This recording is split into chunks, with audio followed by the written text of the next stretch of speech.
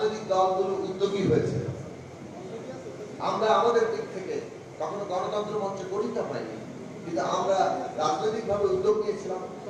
দেশের অন্যতম প্রধান বড় দল রাজনৈতিক দল বিএনপি, তারাও সেটা উপলব্ধি করেছিলেন 18 সালের নির্বাচনের অভিজ্ঞতার পরে যে বাংলাদেশে এখন সবাই মিলে না নামলে এইখানে একটা এই ফ্যাসিবাদের পতন ঘটানো যাবে না। রাজনৈতিকভাবে আমাদের বিরোধ আছে, পার্থক্য আছে, কিন্তু এত সব সত্ত্বেও এই আমরা দেখেছি যে কি ধরনের আয়োজন করলে জনগণের বৃহত্তর ঐক্য করা যায় সেই বিষয়ে প্রত্যেকটি দল কম বেশি তারা তখন নিজেদের উপলব্ধি এবং নিজেদের সে অনুযায়ী রাজনৈতিক সিদ্ধান্ত সেটা গ্রহণ করার জন্য প্রস্তুত ছিল।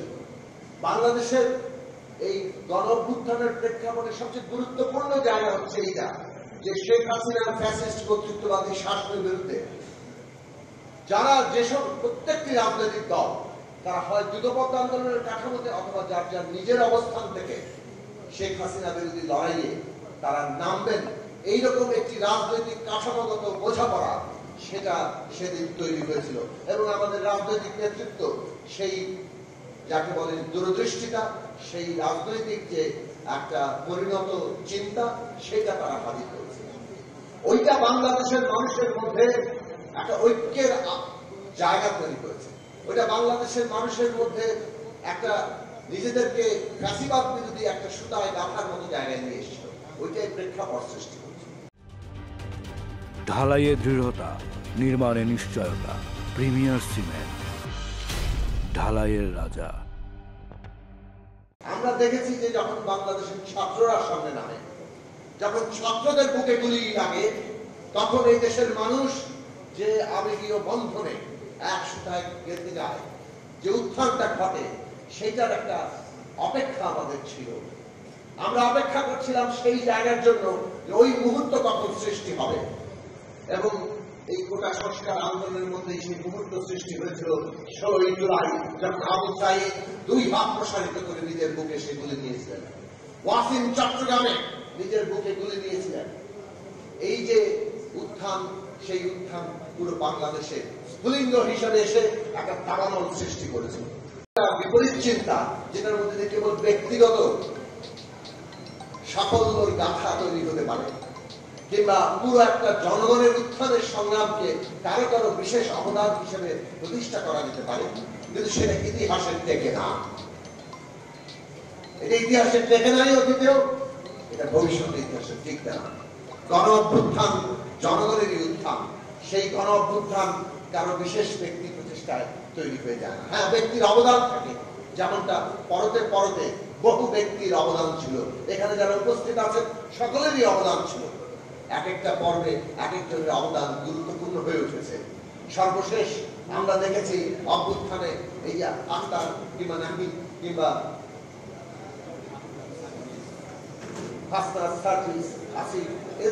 এরা যে বৈষম্য বিরোধী ছাত্র আন্দোলনের একজনের সমন্বয়ক হয়ে উঠছিল, তারা মানুষের আশেপাশের জায়গায় এসেছিল।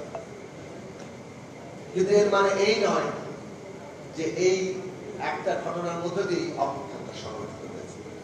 অভ্যুত্থান তৈরি করতে 2011 সাল থেকে টানা সংগ্রাম করতে হয়েছে। বহু মানুষ গুম খুনের শিকার হয়েছে, বহু মানুষ নানাভাবে অত্যাচারিত হয়েছে, লক্ষ লক্ষ মামলা, লক্ষ লক্ষ মানুষের বিরুদ্ধে দিনের পর দিন কারাবরণ, এই সব ছিল এর প্রেক্ষাপট। এবং পুরো বাংলাদেশকে বিক্রি করে দেওয়া, গদি রক্ষার জন্য তারা যে কোনো কিছু ছেড়ে দিতে প্রস্তুত। ভারত যা চাইবে তাই দেওয়া হবে, কেবল শেখ হাসিনার গদি রক্ষা করতে হবে। এইরকম একটা ব্যবস্থায় বন্দোবস্তে বাংলাদেশকে নিয়ে যাওয়া হয়েছে। যেমন অভ্যন্তরীণ ভাবে সমস্ত সম্পদ লুট করো, আর সকলের মধ্যে ভাগবাট্টা দাও, সেটা পুলিশকে দাও, সেটা প্রশাসনকে দাও, সেটা সকল রাষ্ট্রের অঙ্গপ্রত্যঙ্গকে লুট করার, দুর্নীতি করার সুযোগ দাও, যাতে তারা নিজেরাই এই ফ্যাসিবাদী ব্যবস্থা টিকিয়ে রাখতে সারাক্ষণ সক্রিয় থাকে। অন্যদিকে বিদেশি প্রভু তাদের হাতে দেশটাকে তুলে দাও প্রয়োজনে, কিন্তু গদি রক্ষা করতেই হবে। এইরকম একটা অবস্থার বিরুদ্ধে জনগণের মরণপণ লড়াই ছাড়া আর কোনোভাবেই দেশ রক্ষা করার কোনো সুযোগ কোনো অবস্থাতে ছিল না। সেই মরণপণ লড়াই বাংলাদেশে আমরা তৈরি করতে সক্ষম হয়েছি। এবং এইটা প্রধান কৃতিত্ব বাংলাদেশের জনগণের, প্রধান কৃতিত্ব বাংলাদেশের তরুণদের, প্রধান কৃতিত্ব বাংলাদেশের সমস্ত এই জনগণ এবং তরুণদের সাথে যুক্ত রাজনৈতিক, সামাজিক,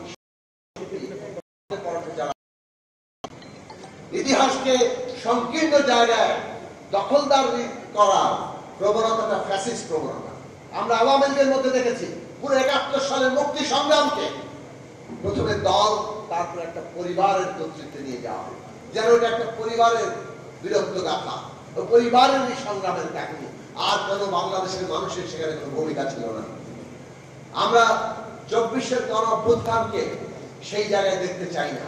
আমরা যেমন ৭১-এর মুক্তিযুদ্ধের ইতিহাসকে জনগণের ইতিহাস হিসেবে সামনে আনতে চাই, ২৪-এর গণ অভ্যুত্থানের ইতিহাসকেও জনগণের অভ্যুত্থান হিসেবে আমাদেরকে সামনে রাখতে হবে। এবং সেইটা যদি প্রতিষ্ঠা করা যায় তখন জনপ্রত্যাশা গুরুত্বপূর্ণ হবে। মনে রাখবেন, ইতিহাস কেউ যদি দখল করতে পারে তখন সেই শক্তি রাজনৈতিক সমস্ত ক্ষমতাকেও দখল করতে পারে। এবং এই কারণে শাসকরা সবসময় ইতিহাস দখল করতে চায়। জনগণের সংগ্রাম হচ্ছে শাসকদের এই ইতিহাস দখলের তৎপরতা থেকে জনগণের ইতিহাসকে মুক্ত করা।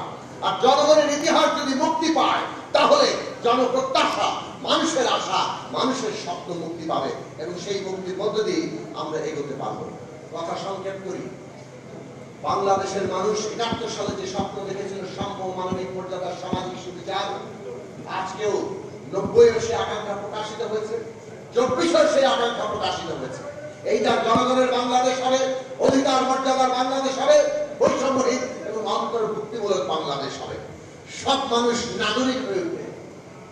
এই নাগরিক মর্যাদা প্রতিষ্ঠা করা এই রাষ্ট্রের প্রধান কাজ।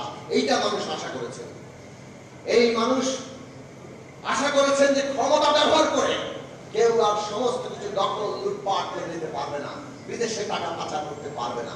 ২৪-এর আন্দোলনের রাজনৈতিক সচেতনতা এই জায়গায় আগের যে কোনো আন্দোলনের চাইতে রাষ্ট্রের চরিত্র কি হবে সেটা এই আন্দোলনের গুরুত্বপূর্ণ লক্ষ্য ছিল।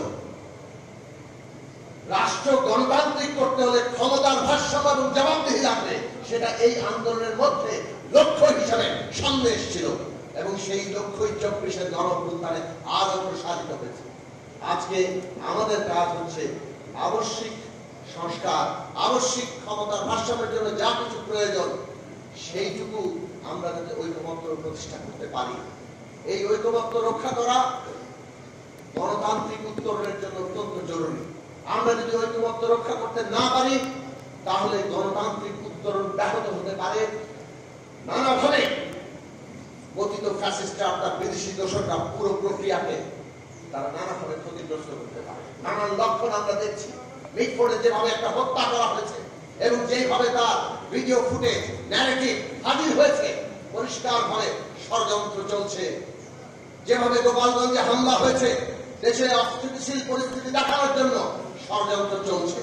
মনে রাখা দরকার, আজকে বিচার, সংস্কার এবং নির্বাচন এই তিনটা জিনিসই আমাদের রাজনৈতিক উত্তরণের অপরিহার্য বিষয়ে পরিণত হয়েছে। আমরা বিচার চাই, আমরা সংস্কার চাই এবং আমরা সংস্কার সম্পন্ন করার জন্য নির্বাচন চাই। নির্বাচন ছাড়া সংস্কার সম্পন্ন হবে না, জনগণের অংশগ্রহণ ছাড়া সংস্কার সম্পন্ন হবে না। সরকারকে আমরা পরিষ্কার করে বলতে চাই, মানুষের আকাঙ্ক্ষা কি সেটা আমরা চেষ্টা করছি ঐকমত্যে পৌঁছা। যতটুকু ঐকমত্য হবে সেটা সবাই বাস্তবায়ন করার জন্য অঙ্গীকার করবেন। আর আরো প্রসারিত আকাঙ্ক্ষা নিয়ে জনগণ সিদ্ধান্ত নেবেন এবং সেটা নির্বাচন হবে। যারা জনম্যান্ডেট পাবে তারা সেটা বাস্তবায়ন করবেন। এই রাজনৈতিক প্রক্রিয়া সম্পন্ন করা আপনাদের দায়িত্ব। এর বাইরে অন্য কোনো কিছু করলে জনগণ আজকে আবার রুখে দাঁড়াবে। এই দেশ বাঁচাবে, জনগণ বাঁচাবে। অভ্যুত্থানের আকাঙ্ক্ষা সেটাও, অভ্যুত্থানের প্রত্যাশা সেটাও, যাতে কোন শত্রুরা আমাদের এই অভ্যুত্থানের যে লক্ষ্য, রাজনৈতিক উত্তরণ, রাষ্ট্রের গণতান্ত্রিক পুনর্গঠন, নতুন গণতান্ত্রিক রাজনৈতিক বন্দোবস্ত, সেই জায়গা থেকে এক চুল আমাদের সরাতে না পারে। আপনারা সেই লড়াই চালিয়ে যাবেন এই আশাবাদ রেখে আরো শত শহীদকে লাল সালাম জানিয়ে, অন্তঃস্থল থেকে তাদের প্রতি শ্রদ্ধা জানিয়ে, তাদেরকে এই দেশে আগামী দিনের সংগ্রামে প্রতি মুহূর্তে রক্তের ঋণ হিসাবে লালন করার অঙ্গীকার করে আমরা আমাদের বক্তব্য শেষ করছি। সবাইকে ধন্যবাদ।